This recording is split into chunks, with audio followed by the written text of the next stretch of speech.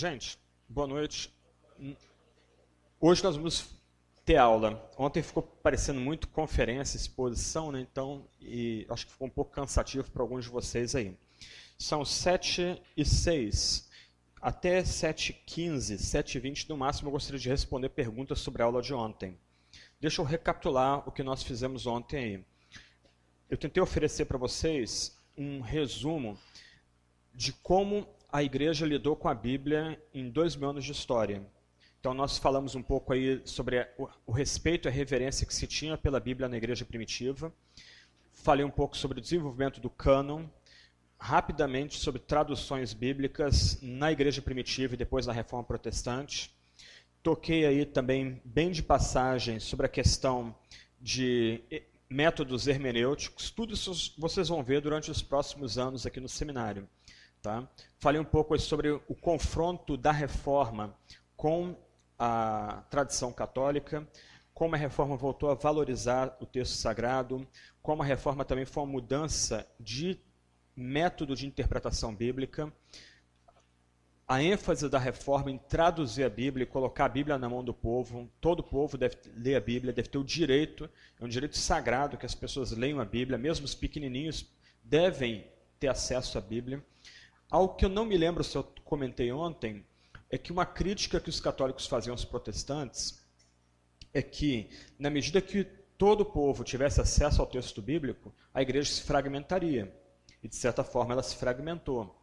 Mas, do outro lado, os reformadores, primeiro Lutero e depois Calvino, tinham muita confiança de que o Espírito Santo, unido à palavra, conduziria o fiel à verdade. Então, nota, a confiança, a estrutura que dava confiança ao fiel católico era o magistério, era a tradição. Do outro lado, com todos os riscos, a confiança dos reformadores era no Espírito agindo por meio da palavra. Então eles estavam prontos a pagar o preço da fragmentação da igreja, confiando que o Espírito Santo, agindo poderosamente por meio da palavra, iluminaria o fiel para salvá-lo, santificá-lo e levá-lo à verdade do Evangelho também. Eu acho que eu não toquei nesse assunto ontem. Falei um pouco, já na parte final, sobre a relação dos pentecostalismos, nota o plural, com a Bíblia. Então não dá para tratar o pentecostalismo como um bloco. Você tem 4 ondas distintas, aí, segundo os historiadores e sociólogos.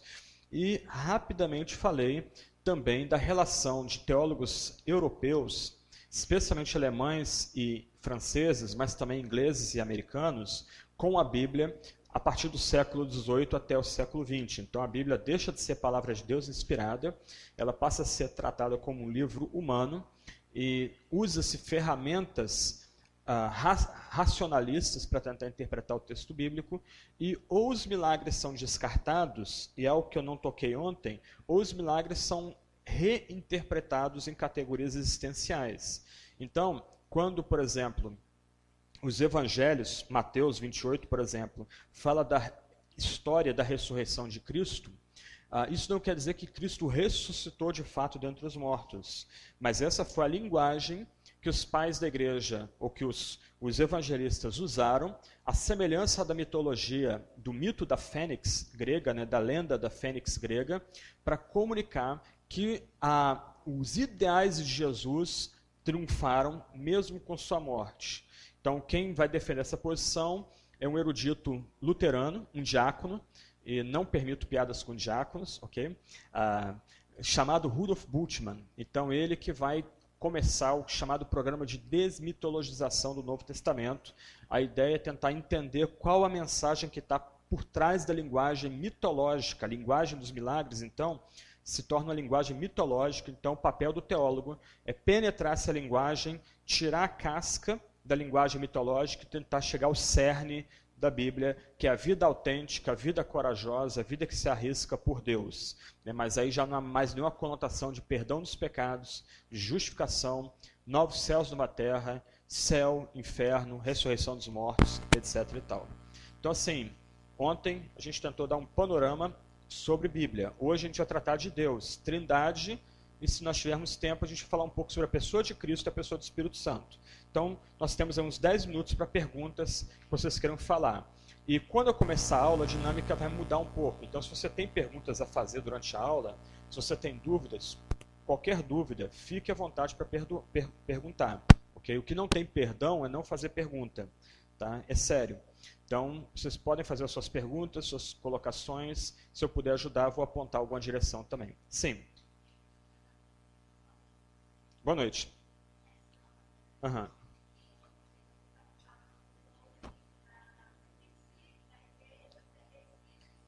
Isso.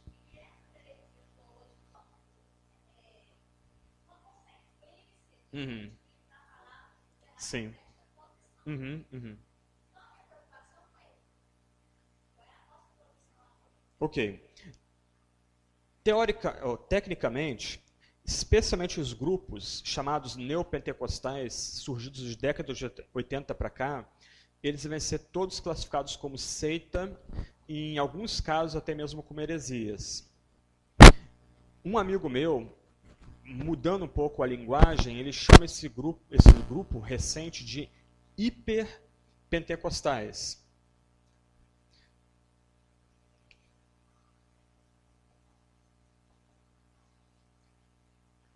Por que hiper? Porque eles são uma extrapolação do pentecostalismo antigo. Eles podem usar a mesma linguagem, por exemplo, de uma Assembleia de Deus. A ideia de duas bênçãos, a segunda bênção, batismo no Espírito, mas com um significado, muitas vezes, em oposição à teologia pentecostal clássica, antiga. Então, nesse sentido, estamos no meio acadêmico aqui, okay? Um seminário. Então, nesse sentido, Universal do Reino de Deus, Igreja Mundial do Poder de Deus, a internacional, elas devem ser classificadas como seita e não como igrejas cristãs.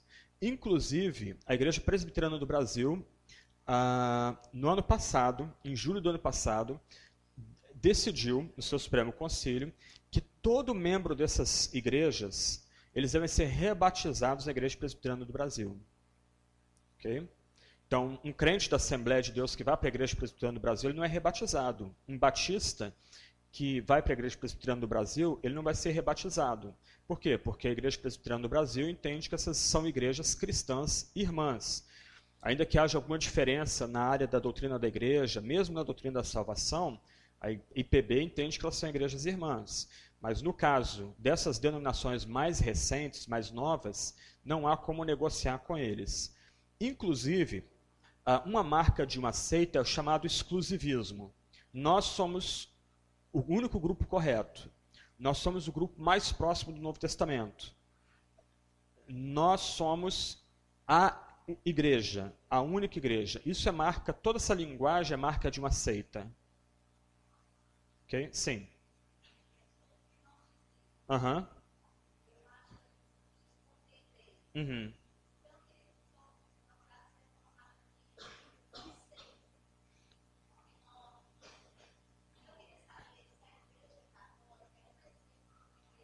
Gnóstica.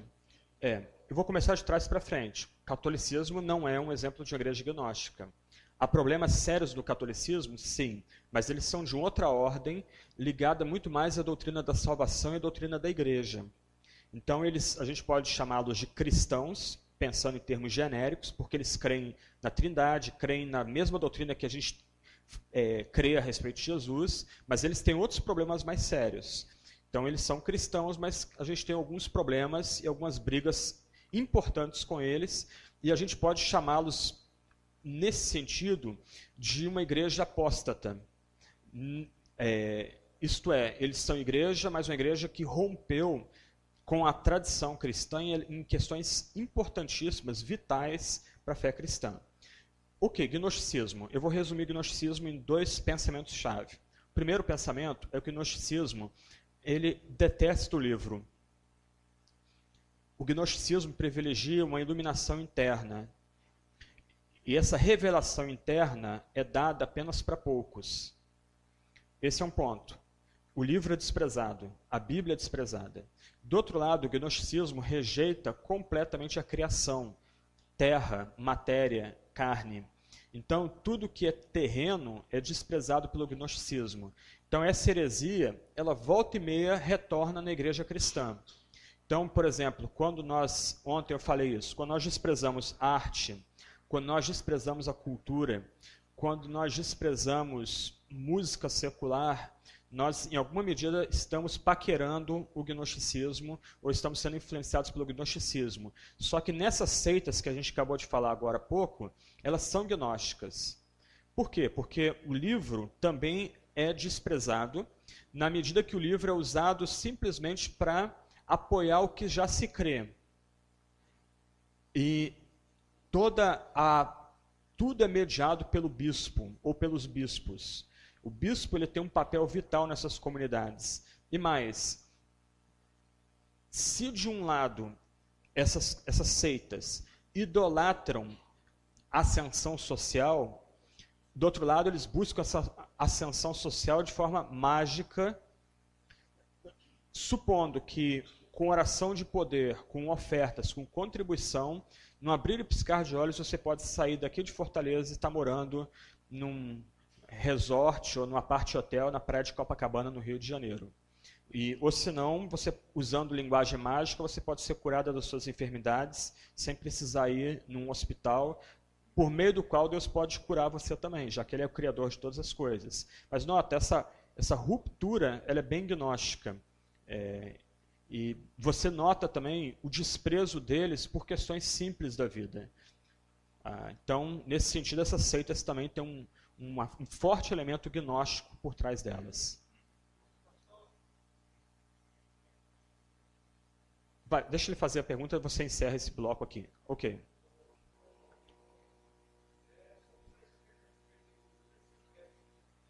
Aham.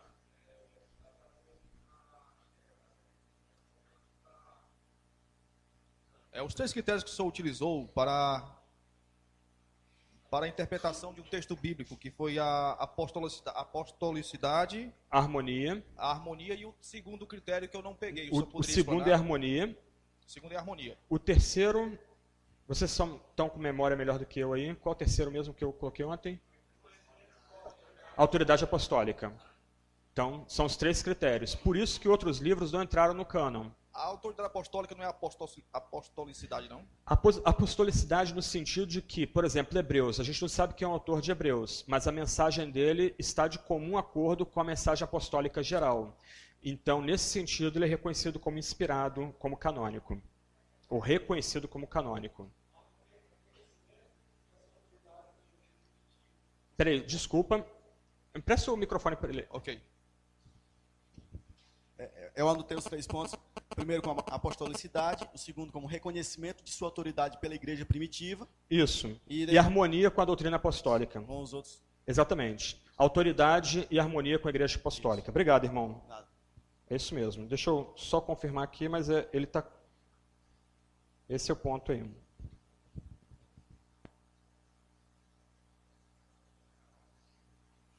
Apostolicidade, reconhecimento de sua autoridade pela igreja primitiva, a ideia de recebemos e a harmonia com os livros dos quais não havia dúvidas. No caso, com a mensagem apostólica de forma geral. Ok? Nelson.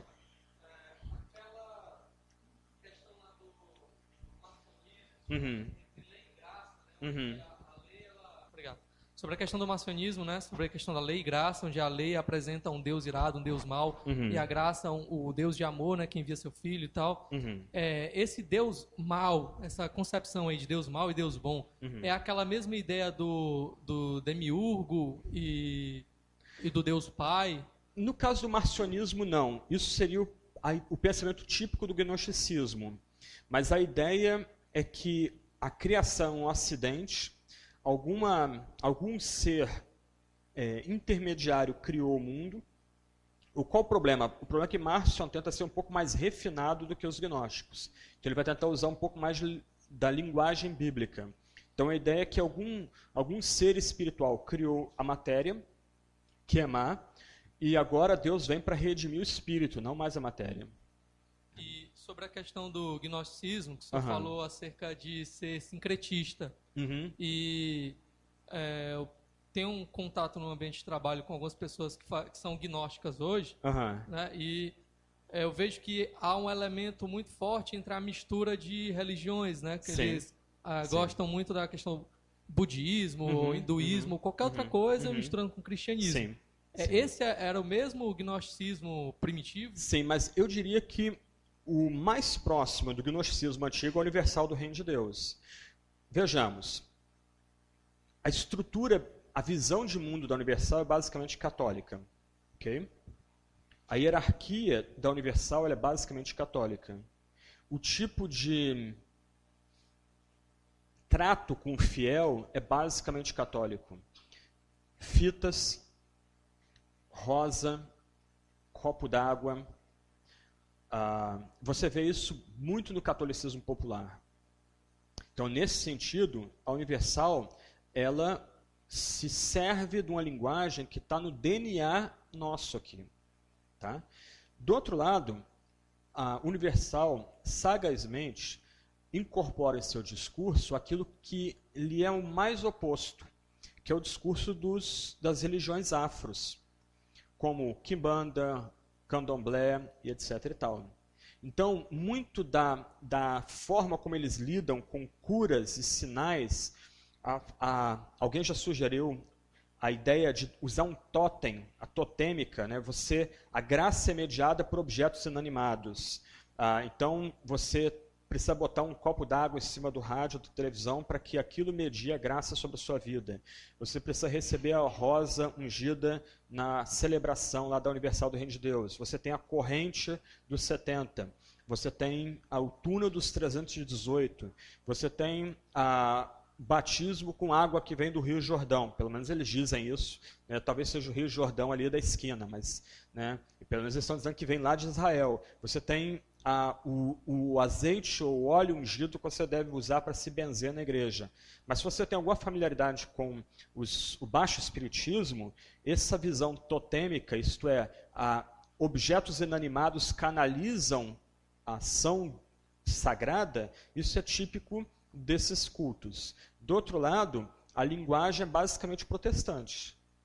Eu me lembro quando houve a controvérsia, isso aí meados de década de 80, entre a finada AEVB, na época do Caio Fábio, né, ele era o presidente da AEVB, com a IURD, a AEVB recusou a entrada da Universal do Reino de Deus na AEVB.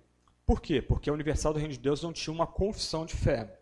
Então aí rompeu-se, né, a AEVB, que representava majoritariamente os crentes, foi para um canto, a Universal foi para outro canto. Só que a Universal, na época, criou um credo e criou uma organização própria para eles. Então, você lia o credo, era inofensivo, é igual o time do Fluminense, nunca faz mal a ninguém. Né? Então, assim, a linguagem cristã está ali. Mas esse é o ponto que eu tentei chamar a atenção de vocês ontem. O conteúdo da linguagem cristã foi eliminado. A palavra empregada, Deus salva, Deus cura, mas o significado por trás da palavrinha, o que está por trás da palavra, simplesmente foi transformado. Então, quando se fala de o que a irmã colocou lá, Deus é soberano, eles vão dizer que Deus é soberano, mas Deus não é soberano no sentido de ser livre no discurso universal do reino de Deus. Deus é soberano no sentido de fazer o que ele quer fazer, do jeito que ele quer fazer, quando e se ele quiser fazer. Mas a ideia empregada, Deus é soberano. Para quê? Para que se você tiver fé, ele vai agir com poder, porque ele é o Deus dos impossíveis, para trazer cura, para trazer prosperidade, para fazer alguma graça, trazer alguma graça para a sua vida. Então, o significado da palavra, a palavra está lá, salvação. Mas o que está por trás da palavra, o significado dela, você pega o dicionário, né? O dicionário de teologia lá do Antigo Testamento. Aí tem lá 3, 4 páginas para explicar o significado da palavra. Ok, para esses cultos o significado mudou. Então, nesse sentido, eles são bem gnósticos. Porque eles continuam usando a linguagem cristã, só que sem significado cristão. Sem o significado bíblico, né? Que deve ser, como deve ser. Então, o que é salvação para eles? É cura, uma graça, um milagre atendido, e tudo baseado na fé. não na graça. É a fé que tem o poder de mover isso. Deus é o Senhor dos impossíveis, não porque Ele é o absoluto, soberano, único, livre, mas porque se você tiver fé, Ele vai fazer aquilo que você está querendo. Ele vai intervir. Ok? Vamos parar um pouquinho. Só que hoje, a gente vai falar sobre Deus. Vocês peçam a palavra, aí a gente dá um tempinho só para Ele socorrer a gente com o microfone. Você faz a sua pergunta e a gente vai seguindo assim, como um ambiente mais de sala de aula mesmo. Eu queria começar lendo alguns textos bíblicos, antes de nós entrarmos na aula. Se ontem foi complicado, hoje vai ser um pouco mais complicado. Falar de Deus é sempre mais complicado, né? E vocês vão me ajudar fazendo as perguntas que precisam ser feitas aí. João capítulo 1, versos 1 a 5 e depois verso 18. Eu vou orar e a gente leio, oro e a gente começa nosso encontro de hoje.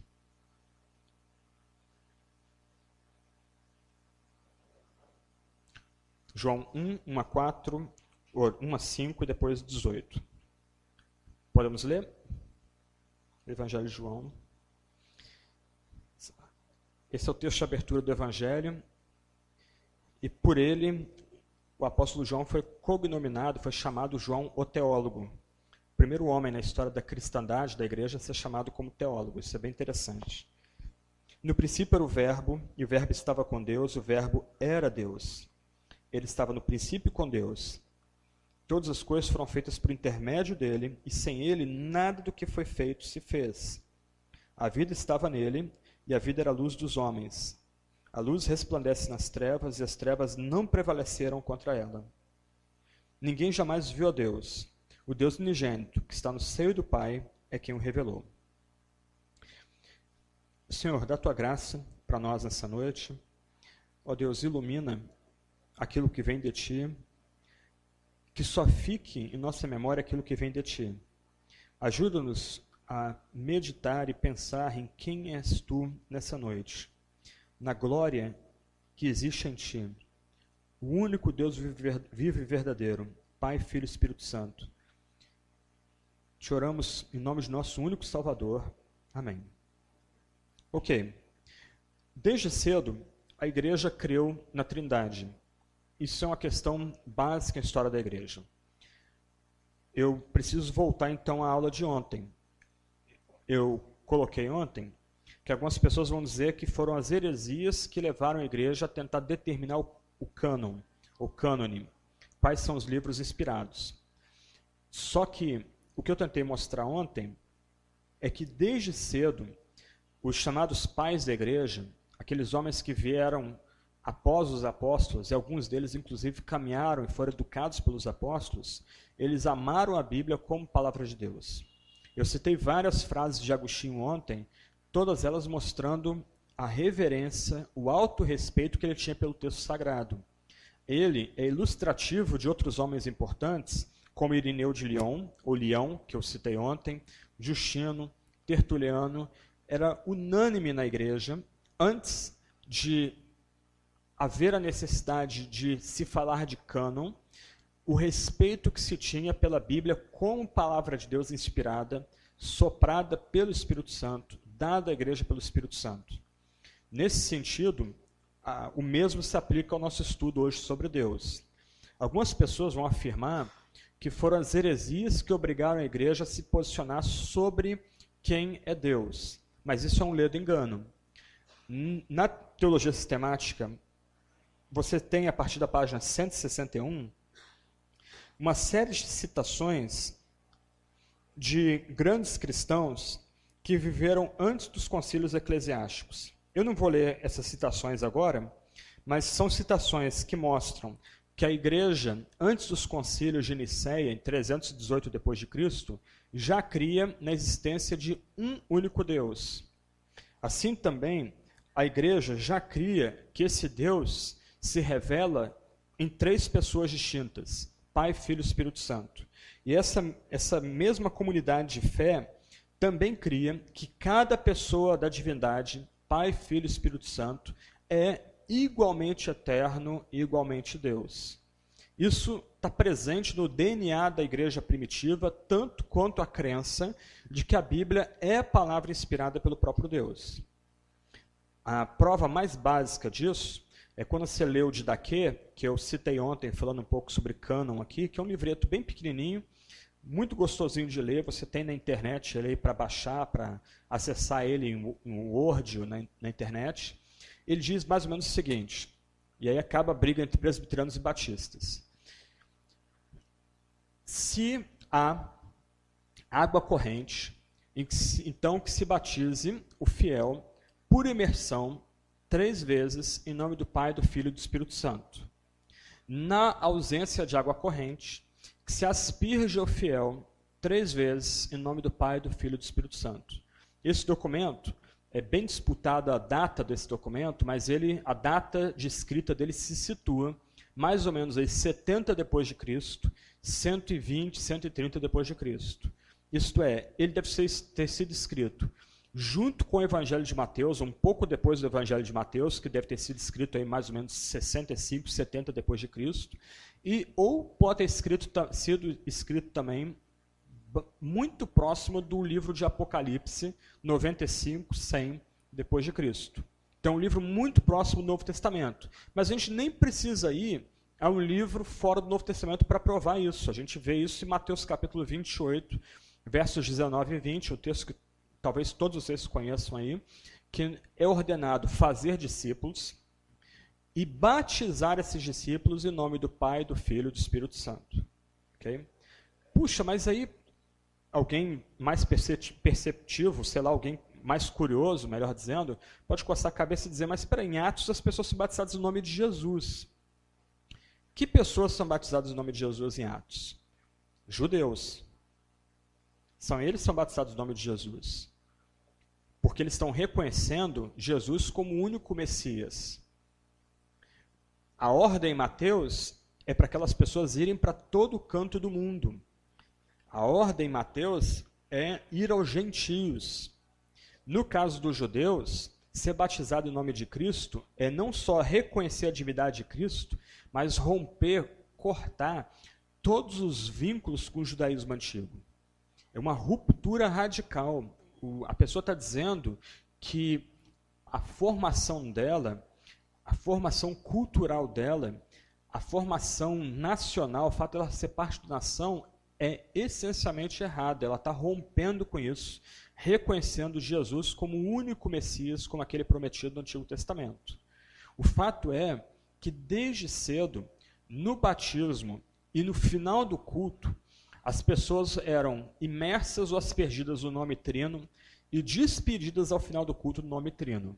Então, desde cedo, a igreja creu na existência do único Deus, o único santo Deus, o único Deus vivo e verdadeiro, que criou todas as coisas, mas que esse Deus único se revela desde toda a eternidade entre Pai, Filho e Espírito Santo. Só que, aí tem um ponto. Até então, a igreja aceitava a formulação, aceitava o conceito, mas nunca gastou muito tempo tentando entender o conceito, elaborar o conceito. O que vai acontecer é que as heresias vão forçar a igreja a estudar e a meditar para tentar entender quem é Deus, o Pai, o Filho e o Espírito. Primeira pergunta aqui então. Espera aí que ele vai... Espera um pouquinho aí. Ele estava monitorando ali a gravação. Paul Tillich, ele fala que... Ele fala exatamente o oposto, né? Uhum. Na sua obra que ele fala sobre a história do da pensamento pensamento cristão isso. E tudo. Uhum. Ele disse que, na verdade, foi o coisa. Mas, assim, até em alguns livros eu já vi, como o do Justo Gonzalez, ele fala que o que os cristãos primitivos eles entendiam, até mesmo sobre trindade e tudo, Uhum. era um tanto econômico, né? No contexto da revelação de Deus, Sim. na história e tudo. Uhum. E ele explica, eu não sei como relacionar isso bem, porque, na verdade, é muito difícil tirar o helenismo, né? A questão da cultura grega, não a clássica, mas a helênica, da entrada dela na igreja cristã. Teologia. Né? O que você tem, vamos por partes aqui. O que você tem, na verdade, e eu estou lendo um outro livro que eu vou apresentar para vocês durante a semana sobre isso, A chegada do cristianismo no mundo de fala grega é um momento de virada do cristianismo tão grande quanto o fato de que o cristianismo é majoritário hoje na América Latina, na Ásia e na África. Nós ainda não percebemos essas mudanças, mas elas já estão acontecendo, também na linguagem. Então, o grande debate da chegada do cristianismo no mundo helênico é o que você tem? Você tem uma capitulação da fé cristã à cultura helênica, ou você tem por assim dizer, um batismo das palavras gregas para serem usadas pelos cristãos e comunicar a doutrina cristã de uma forma que um grego, um helênico entenda.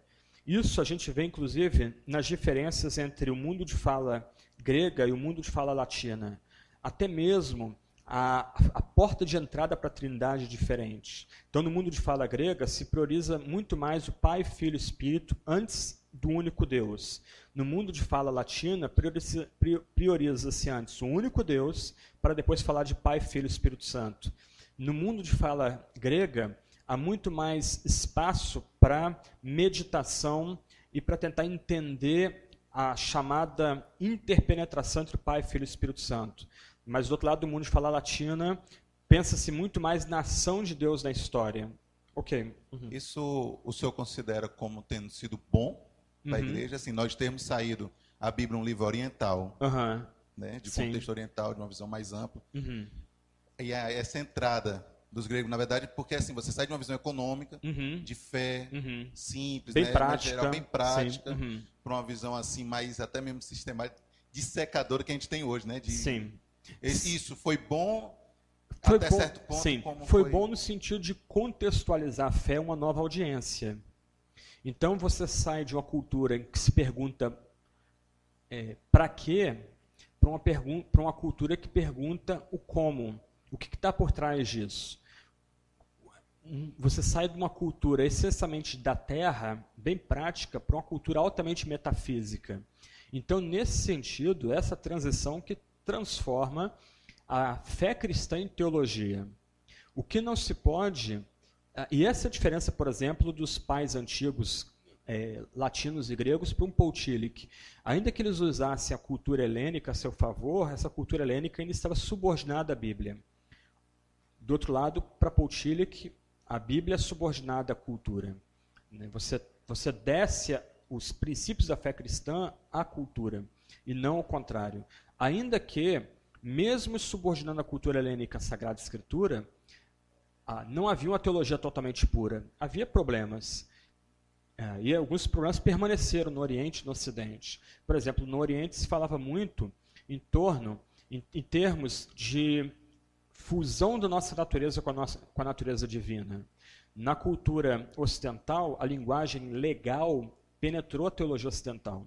Então passou a se falar de penitência, de remissão, de justificação, mas não no contexto da justificação, Deus justifica, mas eu me justificar ou me fazer justo na presença de Deus. Então, ainda que eles lutassem com a sua cultura para tentar subordiná-la à Bíblia, ainda assim você não tem como fazer uma represa, né? Acaba passando muita cultura, como está acontecendo conosco. Há uma mudança imensa no cristianismo hoje. Em 25 anos, o cristianismo vai ser basicamente moreno e asiático. Isto é, em 25 anos, o cristianismo vai ser latino-americano, africano e asiático, não mais anglo-saxão. Então, isso vai ter implicações profundas para a própria linguagem. Por isso, a minha desconfiança, a gente está falando de Deus aqui, nós precisamos, de um lado, gastar bastante tempo meditando sobre o Espírito Santo, porque ele é o ponto de contato com o pentecostalismo, que é o grupo de maior crescimento hoje, não só na América Latina, mas em outros países e regiões, na verdade. Porque, na verdade, assim, eu considero que talvez o que nós não estejamos entendendo é que está acontecendo agora o oposto.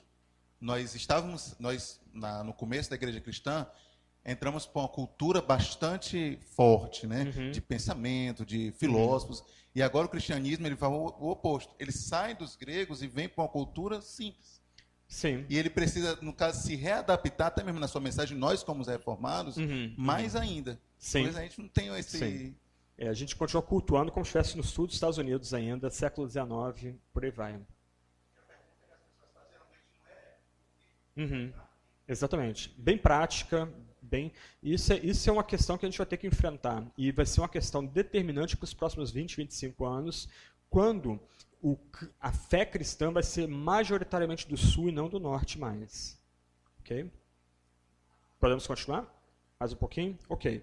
Quais são os problemas, então, que a igreja vai enfrentar em termos de heresias aqui, que vão forçar a fé cristã a repensar quem é Deus? Antes, deixa eu ler uma frase aqui de Ireneu, eu citei ele ontem, o famoso bispo da cidade de Lyon, na França, só para ilustrar o que a gente estava conversando há pouco aqui, que já antes dos concílios se cria em Deus o Pai, Filho e Espírito Santo. Então ele diz o seguinte: portanto, não foram os anjos que nos plasmaram, os anjos que não poderiam fazer uma imagem de Deus, nem outro qualquer que não fosse o Deus verdadeiro, nem uma potência que estivesse afastada do Pai de todas as coisas.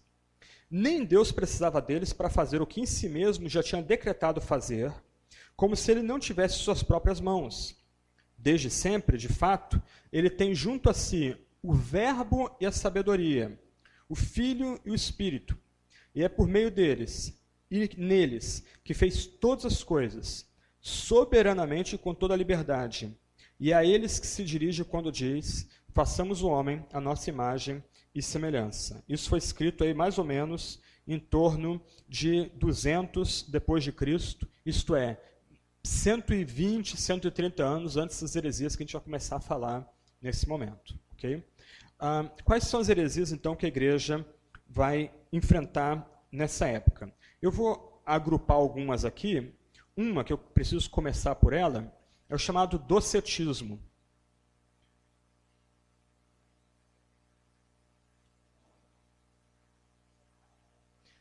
Essa heresia já está presente já no Novo Testamento. Quando você, por exemplo, lê 1 João 4, é muito curioso lá que aquele que vem do anticristo nega que Jesus veio na carne.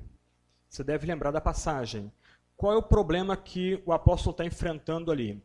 Alguns mestres, provavelmente uma espécie de pré-gnosticismo, falei há pouco aí que despreza a carne, despreza a matéria.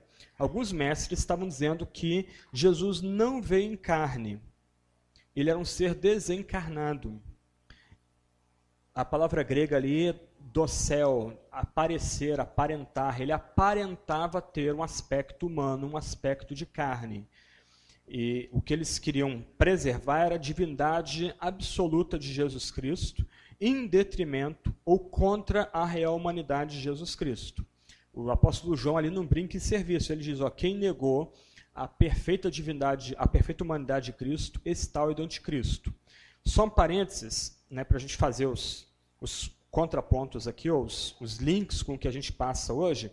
Eu me lembro uma vez, eu participei de um debate desses que não leva a lugar nenhum com a pastora de uma comunidade evangélica lá do Rio de Janeiro, muito ligada à teologia da prosperidade, e nós estávamos conversando sobre a questão de Jesus Cristo, e o que eu estava tentando argumentar é que o sofrimento é inevitável, o sofrimento que nós passamos não significa que somos maiores pecadores do que os outros, e o próprio Jesus sofreu.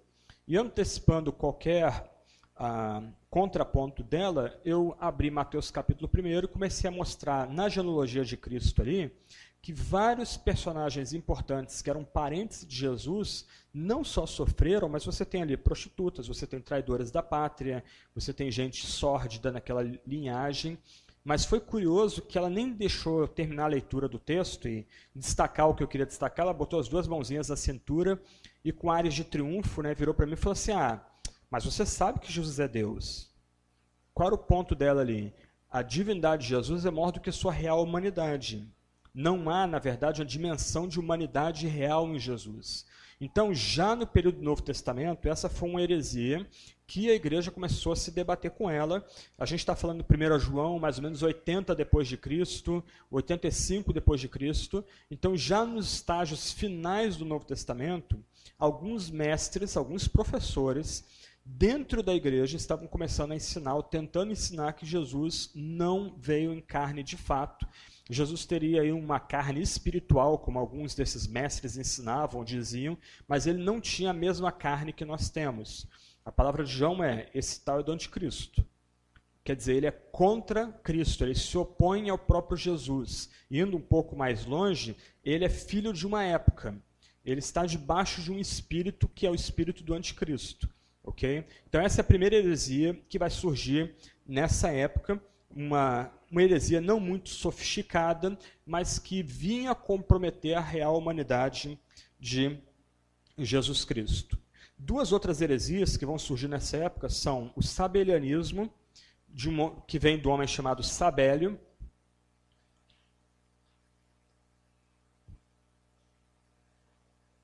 e uma heresia muito parecida, chamada o modalismo. Espero que ninguém perca a fé agora com o que eu vou começar a dizer. Tá? Então, o sabelianismo, ele ensinava que há uma única pessoa, Deus o Pai, que se manifesta em três formas: Pai, Filho e Espírito Santo. A ideia aqui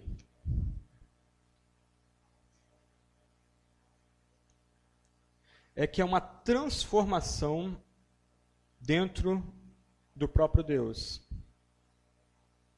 Então, no Antigo Testamento, você tem a revelação do Pai, o que você tem nos Evangelhos é a revelação do Filho, o que você tem em Atos e depois a revelação do Espírito Santo, mas isso não quer dizer que haja três pessoas em Deus. O mesmo Deus ele vai assumindo papéis diferentes na história da salvação. Ok? É uma heresia presente hoje no nosso meio, dentro das nossas igrejas. Quer ver um exemplo? Escuta a sua própria oração, a oração dos seus irmãos. Deus, olha, obrigado pelas bênçãos que o Senhor me deu. Jesus, ajuda a gente hoje aqui, que nós precisamos ser abençoados. Olha, Jesus, eu estou precisando disso. Pai, me ajuda aqui. A pessoa simplesmente confunde as pessoas dentro da mesma oração. Essa heresia, sabelianismo, em que não se mantém as distinções entre as pessoas. A outra heresia é um pouco mais complicada. Lembra, acho que alguns de vocês devem lembrar das máscaras do teatro grego.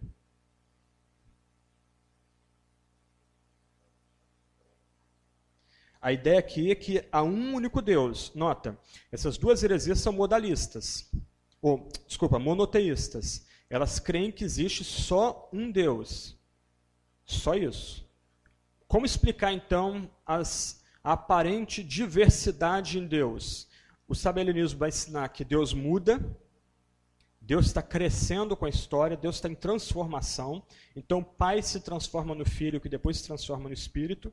Aqui no modalismo, que é talvez a heresia presente no nosso meio, o Pai, ou melhor, Deus, algumas vezes se aparece, ou se apresenta na forma do Pai, outras vezes ele se apresenta na forma do Filho, outras vezes se apresenta na forma do Espírito Santo. Ele veste como que máscaras.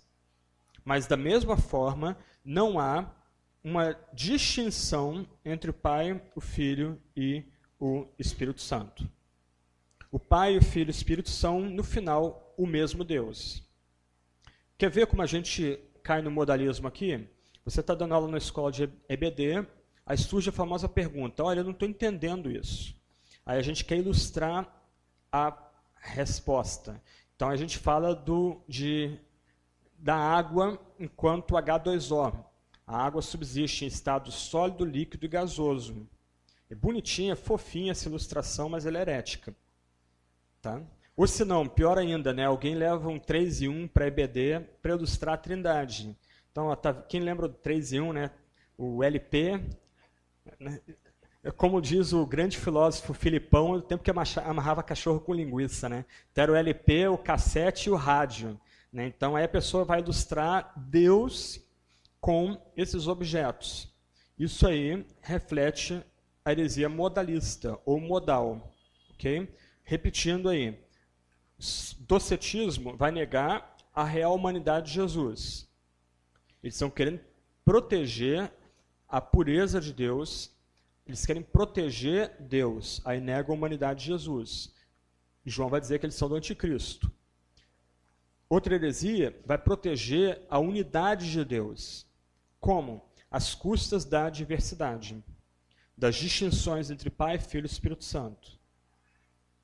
Por exemplo, quando nós falamos da Trindade, ou queremos distinguir as pessoas da Trindade apenas em termos de serviço, o Pai cria, o Filho salva, o Espírito santifica, a gente está caindo para o sabelianismo ou para o modalismo. Porque, em última instância, o Filho é o Criador, e o Espírito Santo é Criador junto com o Pai e o Filho. Jesus é tanto Salvador quanto o Pai e o Espírito Santo. E o Pai e o Filho tanto santificam quanto o Espírito Santo. Então, no final, uma prova da Trindade é que cada pessoa faz as obras que a outra faz. Não há uma única obra que seja exclusiva de uma pessoa da Trindade. Ok? Mas a heresia que vai desencadear o chamado Concílio de Nicéia, que eu vou falar sobre ele daqui a pouquinho, é uma doutrina que vocês conhecem bem, especialmente quando você fica domingo de manhã em casa. Que aí bate aquela turma lá para vender, Despertar e Torre da Vigia, Sentinela e tudo mais. É o arianismo. O arianismo é uma heresia aí do 3º século. Ário era diácono, sem piadas com diáconos de novo, né? Ele era diácono na igreja de Alexandria, no Egito. E ele tenta solucionar o drama da Trindade, o mistério da Trindade. Até então, para a igreja cristã, vou colocar diferente aqui. Até então, o Pai e o Filho são diferentes de todas as criaturas. Essa é a posição cristã até Ário. Mesmo entre sabelianos, mesmo entre modalistas, mesmo entre docetistas. O que esse homem vai começar a ensinar é que há uma distinção entre o Pai, o Filho e as criaturas. Então, se você já topou com o Testemunho de Jeová, você topou com o ensino diário, um ensino que nasceu mais ou menos aí no metade do 4º século depois de Cristo. A ideia básica é que o Pai cria todas as coisas, ele é o Criador em si mesmo, ele cria o Filho como a primeira criatura, a mais exaltada criatura, e tudo mais é criado por meio do Filho. Na sua encarnação, ele é honrado com o título Deus, grafado dessa forma, e por meio da sua ressurreição ele é exaltado com esse título também.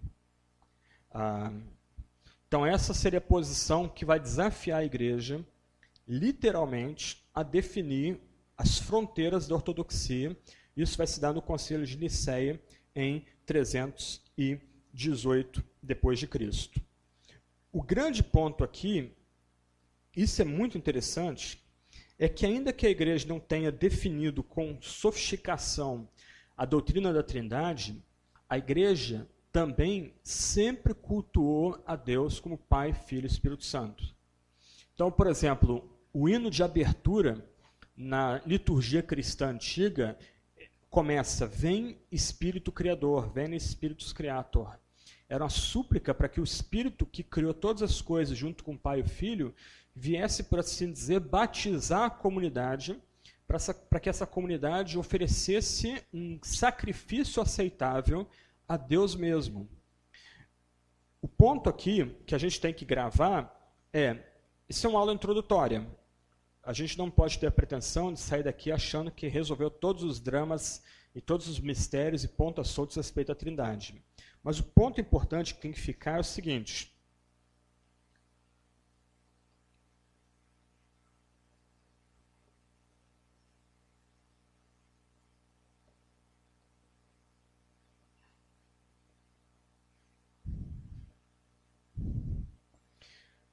um dito latino, lex orandi, lex credendi, isto é, a lei da oração é a lei da fé, ou lei do que se crê. E o credendi ali tem esse vocábulo de confissão de fé. Nenhum de nós precisa ter na ponta da língua respostas abalizadas e prontinhas a respeito da Trindade. Mas, do outro lado, a gente tem que lutar para que, pelo menos no nosso culto, nossas orações sejam ortodoxas. Porque o que a gente faz de joelhos, o que a gente faz na celebração, no final é o que a gente crê. Então, muitas vezes, no nível prático, as pessoas fazem algumas opções. Então, pessoas com uma vertente um pouco mais controladora, legalista, elas vão fazer opção na sua devoção a Deus o Pai. Então, tudo gira em torno de Deus o Pai. Não ouse fazer uma oração a Jesus Cristo, muito menos ao Espírito Santo, perto de uma pessoa dessa.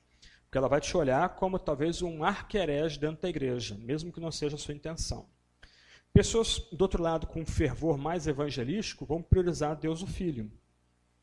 E tudo é canalizado por Jesus Cristo. Algumas vezes, Jesus é reduzido a um cara, a uma espécie de guru, que se você se agarrar a ele, sua vida vai mudar. Mas também não se explica em que sentido ou que mudança vai ocorrer na sua vida ou do que você está sendo modificado. Pessoas que têm uma abertura maior para a espiritualidade vão priorizar Deus e o Espírito Santo. E vão falar em termos bem fervorosos de Deus e Espírito Santo, correndo o risco de transformar o Espírito Santo numa mera energia impessoal, em que ela pode ser comandada por palavras mágicas. Mas qual é o risco que nós corremos aí de pulverizar a doutrina do próprio Deus e adorar um outro ser que não o único Deus? Um teólogo que eu gosto muito, a propósito disso, ele vai dizer que o primeiro mandamento é o mais importante axioma teológico. Lembra do primeiro mandamento?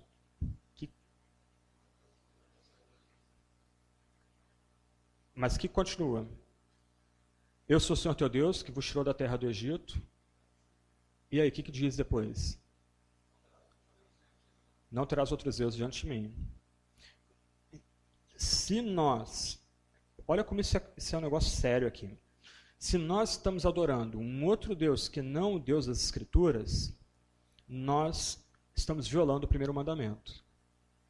Se nós cultuamos a partir de um modelo modalista, sabeliano, se a gente nutre dificuldades com a encarnação de Jesus Cristo, nós estamos quebrando o primeiro mandamento, nós já somos idólatras. Sem nem prestar a juazeiro. Ou, no meu caso lá, como é que é a cidade lá? Aparecida, lá em São Paulo. Lembra, ontem eu comecei a falar que todos nós somos teólogos. Então, quando a gente começa a falar de Deus, Deus o Pai, Filho e Espírito Santo, a gente está sendo inserido num estudo que é um estudo que vai exigir toda a nossa vida. Vai exigir dedicação de toda a nossa inteligência e toda a nossa paixão para meditar em quem é o Deus que nos salva, quem é o Deus que nos sustenta, quem é o Deus que prepara novos céus, nova terra para o nosso deleite. Não é o tipo de coisa que a gente vai resolver como se come hambúrguer fedido do McDonald's. A gente quer resolver dilema teológico como se come lanche do McDonald's, 15 minutos, e mais 5 para tirar aquele cheiro que fica nas mãos, né? Mas pensar em Deus é algo que exige a vida inteira. A vida eterna é essa, que te conheçam como o único Deus vivo e verdadeiro, o Filho que enviaste. Como é que a gente pode conhecer uma pessoa em 3, 4, 5 minutos? Como a gente pode estabelecer uma relação de amizade com Deus em 3, 4, 5 minutos, uma mera apresentação? Amizade, que é amizade de verdade, ela é feita ou forjada com tempo e com permanência. Então, qual o grande problema dessas heresias que a gente viu bem rapidamente aqui? Cada uma delas, a seu modo, de um lado, um ponto. Eles querem racionalizar Deus. Elas não lidam bem com o mistério. Elas não lidam bem com Deus que se esconde da gente. Do outro lado, essas abordagens não são baseadas em oração. Porque oração é para aquietar a gente. Oração leva a gente a parar na presença do único Deus do universo, que é Pai, Filho e Espírito Santo. Ok? O homem mais brilhante a se contrapor a essas heresias, especialmente ao arianismo, foi um baixinho chamado Atanásio. Eu acho muito curioso, se de um lado o cristianismo, como a gente estava falando aqui, está se tornando cristianismo do Sul, basicamente em 25, 30 anos o cristianismo vai ser basicamente latino-americano, asiático, africano. Do outro lado, eu acho muito curioso que as pessoas, quando querem rejeitar a teologia ortodoxa, dizem o seguinte: a teologia ortodoxa é coisa de brancos, de olhos azuis, americanos, ingleses. Alemão não, alemão é esperto, a gente não mexe com alemão não, eles são mais inteligentes, deixa eles quietos. Mas é coisa de americano e de inglês.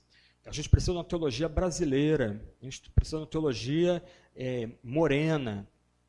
Atanásio era negro. Os inimigos de Atanásio chamavam ele de anão negro, como um insulto. É interessante que esse homem, um bispo da igreja de Alexandria, no Egito, tampinha, negro, é que vai salvar a cristandade. Eu não tenho nem tempo para desenvolver a história dele aqui. Eu sei que numa matéria vocês vão ler Os Gigantes da Fé, e tem um capítulo que eu escrevo com bastante carinho sobre ele, que realmente é um dos meus heróis. O que se falava é que esse homem ficou sozinho contra o mundo inteiro. Quando parece que deu um surto de loucura na igreja, e grande parte da igreja começou a paquerar o arianismo, ou algumas versões um pouco mais sofisticadas do arianismo, esse homem, sozinho, contra o imperador, contra o senado, contra muitos bispos, contra grande parte da igreja, ficou sozinho lutando a favor do dogma da Trindade. Porque ele entendia que o que estava em jogo não era uma mera querela, uma mera disputa de letras. O que estava em jogo é justamente a doutrina do culto, e aqui tem outro ponto, a doutrina da salvação. Porque de um lado, gente, só Deus salva. Se Jesus não é Deus, como a gente pode ter esperança de ser salvo? Jesus não é oferecido para a gente como nosso Salvador? Não é isso que, pelo menos em igrejas sérias, a gente escuta? Quer ser salvo? Abraça Jesus. Você quer salvação? Confie em Jesus. Não é isso que a gente escuta? Agora, como é que nós podemos ter esperança de salvação se Jesus não é Deus? Não tem. A gente está tudo lascado se Jesus não é Deus. Toda a pregação, então, que foi construída para nos ajudar a encontrar Deus é uma mera ficção, foi tudo uma perda de tempo. Agora, lembra do docetismo? Se Jesus não é homem, como é que a gente vai ser salvo? Como a gente pode ter esperança da ressurreição do corpo? Lembra do credo? Creio na ressurreição do corpo. Quer dizer, o corpo vai ser ressurreto. Cristo é a primícia dos que dormem. Como a gente pode ter esperança, então, da vida eterna, novos céus e nova terra, a ressurreição, a redenção da matéria, se Jesus não é verdadeiro homem? Aí Atanásio vai dizer, aquilo que não é assumido não pode ser redimido. Então, de um lado, Deus assume a natureza humana em Jesus Cristo. E a nossa esperança de salvação se baseia no fato de que o nosso único Salvador, ele é o verdadeiro Deus, mas também o verdadeiro homem.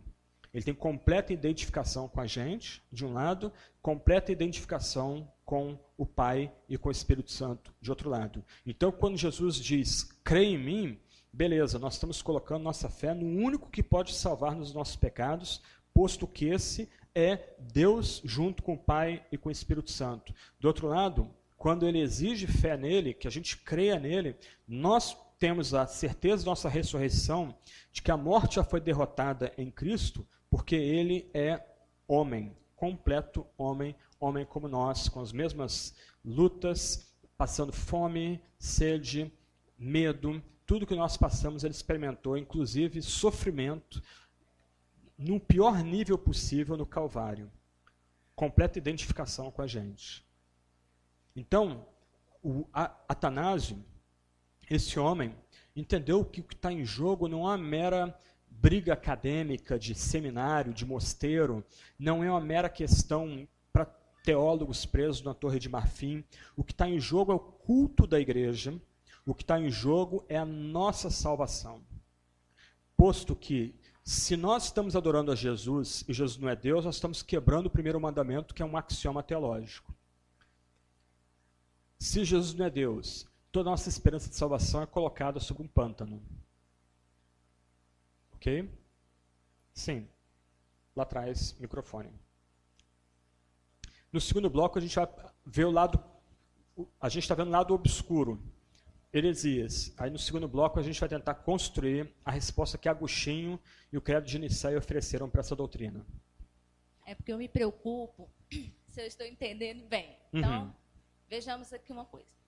Toda vez que eu tento separar Pai, Filho e Espírito Santo, como sendo cada uma pessoa, cada um com uma atividade, eu estou refletindo essa filosofia herética aí. Exatamente.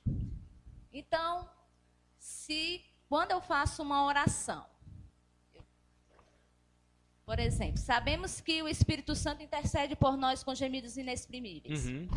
Se eu disser, Senhor Jesus, Tu intercede por nós com gemidos inexprimíveis, se eu fizer isso na minha oração, essa oração é correta? Não, porque o texto bíblico está dizendo que é o Espírito que intercede pela gente. Por quê? Porque é o Espírito que geme pela gente. Sim. E não o Filho. Pois é, então é isso que eu acho que eu estou confundindo. Porque assim, porque tem a atividade do Pai, do Filho e do Espírito Santo. Então, se eu separar, é isso que eu estou confundindo. Se eu separar os três em atividades, se é um único Deus, Deus Salvador, Deus santificador, Criador. Deus edificador, Deus criador. Então, se eu disser que o Pai, se eu disser que o Filho intercede por mim, é isso que eu estou pensando. Ok. Qual a questão central aqui? É não ir além da linguagem bíblica. Então, num nível mais simples, mais básico, nós oramos ao Pai, por meio da mediação de Jesus Cristo, confiando na intercessão do Espírito Santo. E para mim isso é muito legal, que desneurotiza a nossa oração. Deus não nos atende por causa da nossa oração. Mesmo quando a gente não consegue orar, o Espírito ora pelos seus. E o próprio Jesus já orou pela gente em João capítulo 17. Então, no nível mais básico, mais simples, nós oramos ao Pai, confiando que chegamos ao Pai por causa da morte vicária de Jesus, por isso que a gente ora em nome de Jesus, amém. E confiando que o Espírito também está agindo em nossa oração, intercedendo por nós e complementando a nossa oração do jeito que a gente nem entende. Do outro lado, é completamente lícito orar diretamente ao Filho. Quando Paulo, por exemplo, em 2 Coríntios 12, fala do espinho na carne, é curioso alguns pontos ali. Primeiro, ele usa a expressão espinho na carne. Quem que provou espinhos? O próprio Jesus. Ele teve o pulso rasgado e os pés rasgados por espinhos. Não é a mão não, tá? O espinho entrou aqui, dilacerou o pulso, quebrou o pulso, vergou os ossos que nós temos aqui, estraçalhou o calcanhar. Ele está orando a quem? Não ao Pai, não a Deus. Não são essas as palavras que Paulo usa. Ele usa a palavra Senhor. Essa palavra sempre é empregada no Novo Testamento para se referir a Jesus Cristo, aquele que comanda toda a criação e todo o cosmos, o único Senhor de toda a criação e de todo o cosmos. Então, Paulo está orando a quem tem empatia com ele, porque também provou o espinho na carne, e ele está orando ali a Jesus Cristo. Então, de um lado, nós podemos orar diretamente a Jesus. E para mim, uma das orações mais lindas da Bíblia é quando aquele homem dos evangelhos vira para Jesus e diz: ó Cristo, filho de Davi, tem misericórdia de mim, pecador. Exatamente, é a oração que está na boca de um mártir cristão chamado Jan Hus. Era a oração que ele proferiu enquanto estava sendo queimado na fogueira. Do outro lado, ainda que não haja um exemplo imediato de oração ao Espírito na Bíblia, é completamente lícito suplicar ao Espírito, porque é o Espírito que vivifica, é o Espírito que renova a vida, é o Espírito que nos sustenta, é o Espírito Santo que dá a certeza interna a mim que eu sou filho de Deus e amado por Ele e eu pertenço só a Jesus Cristo. Aí, uma provocação aqui para a gente. Principalmente para os crentes criados em tradição batista ou presbiteriana. Muitas vezes nós agimos de forma binitariana. Porque, por causa dos choques com o pentecostalismo, a gente isola a pessoa do Espírito Santo num canto, como se ela fosse um mero assistente do Pai e do Filho. E aqui tem outra questão. Quando nós falamos assim, Espírito Santo é a primeira pessoa da Trindade, o Pai é a primeira pessoa da Trindade, o Filho é a segunda pessoa da Trindade, o Espírito é a terceira pessoa da Trindade, essa linguagem é herética também. Porque nós estamos impondo a Deus uma hierarquia. Se há diferença entre o Pai, Filho e Espírito Santo, logo não há mais Trindade. Porque a afirmação básica é que o Pai, Filho e Espírito Santo são coiguais e coeternos. Eles partilham toda a glória, toda a majestade, a eternidade, o poder que há dentro do próprio Pai. Eles partilham as próprias obras que Deus mesmo faz externamente, como a criação, a salvação e a santificação, sustento, provisão, etc. e tal. Então, quando se hierarquiza a Trindade, quando se pensa em Deus em termos de 1, 2 e 3, já caiu numa heresia bem antiga chamada macedonianismo, que era a heresia que queria preservar a divindade do Pai e o Filho, mas negava a divindade real do Espírito Santo. Tá? Uma pergunta lá atrás, então. Desculpa. Por favor, me corrija se eu estiver errado. Eu tento pensar da seguinte forma: apesar da Trindade ser uma doutrina realmente bastante complicada e até incompreensível para o humano, né? Eu tento imaginar da seguinte forma: eu sou pai, né? Eu sou esposo e tenho amigos. A minha filha, ela me vê como pai. A minha esposa me vê como seu esposo. E os meus amigos como companheiro. Apesar de que quando minha filha me olha com relacionamento com minha esposa, ela está me vendo como o marido da minha esposa. E os meus amigos também me veem como o marido da minha esposa. Já quando minha esposa me vê com os meus amigos, estão me vendo ali companheiros conversando. A minha filha também me vê como companheiros ali, conversando com meus amigos. E os meus amigos, quando me vê com a minha esposa, vê um casal, e quando me vê com a minha filha, vê um pai e um filho. Muito embora eu, Balbino, seja uma pessoa né, única. Né? Então aí vem a unidade de Deus. Muito embora eu seja pai, eu seja amigo, né? Eu independente áreas o que eu ajo, como eu ajo com a minha filha como pai, ajo com a minha esposa como o seu cabeça, e ajo com meus amigos como companheiros, né? Muito embora ajo com a minha esposa como com a minha filha. E às vezes ajo com meus companheiros como com minha filha. Sim. Mas ainda eu tento imaginar dessa forma. O grande problema, de um lado, a aproximação é correta. Porque quem foi criado à imagem de Deus? O ser humano, não a criação. Então, no caso das ilustrações que eu descartei há pouco, a gente está querendo falar de Deus a partir da coisa criada, não do ser humano. Então, se Deus é Pai, Filho e Espírito Santo, se há unidade e diversidade em Deus, então a gente tem que buscar isso no ser humano, não fora do ser humano, não na coisa criada. No segundo bloco, eu quero falar sobre a melhor ilustração para falar de Trindade a partir da nossa experiência. E aí eu vou sugerir algumas correções nessa forma de ilustrar a Trindade que você está apresentando para a gente. Mas, de certa forma, ela está mais próxima da verdade do que usar água e um 3 em 1 que nem se faz mais para tentar falar de Deus. Ok?